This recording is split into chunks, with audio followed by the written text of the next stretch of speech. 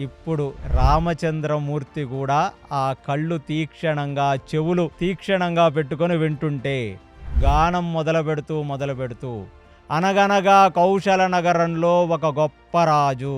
ఆ కౌశల నగరాన్ని స్థాపించిన రాజు ఎవరయ్యా అంటే సాక్షాత్తు వైవస్వత మనువే కౌశల నగరాన్ని స్థాపించాడు. ఈ కౌశల నగరం ఎంతో సమృద్ధిగా ఉంది.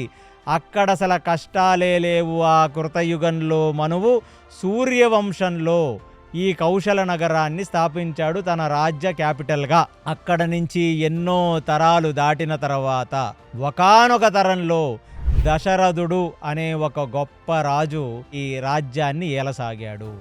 ఆ దశరథుడు ఏలుతుండగా రాజ్యం ఎలా ఉందయ్యా అంటే అక్కడ గుర్రాలకు, ఏనుగులకు, అశ్వాల మీద ఉన్న ఆ మనుషులు మొత్తం ఎలా ఉన్నారు అంటే అది the most richest Kingdom on the earth అన్నమాట. అలా ఉంది ఈ కౌశల నగరం. ప్లస్ ఆ నగర వీధుల్లోంచి ఇలా ముందుకు వెళితే పక్కన ఎన్నో రకాల ఫౌంటైన్స్, పక్కన ఎన్నో రకాల ఉద్యానవనాలు, ఆ ఉద్యానవనాల మధ్యలో పెద్ద పెద్ద సరస్సులు, ఆ సరస్సులలో తిరుగుతున్న ఎన్నో రకరకాల జాతుల పక్షులు, బాతులు, ఫ్లెమింగోస్, ఇవన్నీ ఒక అద్భుతమైన బ్యూటిఫుల్ నగరంగా ఆ కౌశల రాజ్యంలో ఉన్న నగరం లోపలికి ఆ దారుల ముందు ఇలా వెళుతుంటే ఇటువైపు అటువైపు చూస్తుంటే పెద్ద పెద్ద మేడలు. ఆ బిల్డింగ్స్ ఎలా ఉన్నాయ్యా అంటే అవి కాషాయ రంగులో, బంగారపు రంగుల్లో దానికి రంగులద్ది వాటి మీద విజయ పతాకాలతో అది దేదీప్యమానంగా వెలిగిపోతున్నాయంట ఆ వీధులలో ఉన్న భవనాలు. అలా వీధుల వెంట వెళుతూ ఉంటే ఆ మధ్యలోకి వెళ్ళేసరికి ఒక పెద్ద ఇంద్రభవనం ఉంది.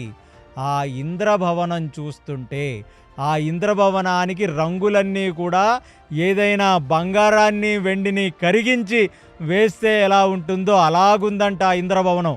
ఆ ఇంద్రభవనం ముందు ఒక పెద్ద ఫౌంటైన్ లోపల ఫౌంటైన్ అలా ఒక మ్యూజికల్ ఫౌంటైన్ లాగా ఒక పెద్ద ఆ ఫౌంటైన్లోంచి నీళ్లు పడుతున్నాయి. అక్కడ అన్ని ఉద్యానవనాల్లో ఎన్నో రకాల ఈ సాధుజీవులు తిరుగుతూ ఉన్నాయి.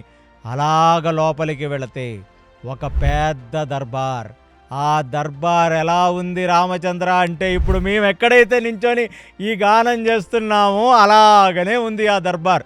అందులో ఒక పెద్ద చక్రవర్తి కూర్చున్నాడు. ఆయన పేరే దశరథుడు. అనగానే రామచంద్రమూర్తి ఒక్కసారిగా ఆయన కళ్ళు మూసుకొని ఆయన యొక్క తండ్రి అయిన దశరథుడిని ఆయన మనసులో ధ్యానించుకున్నాడు.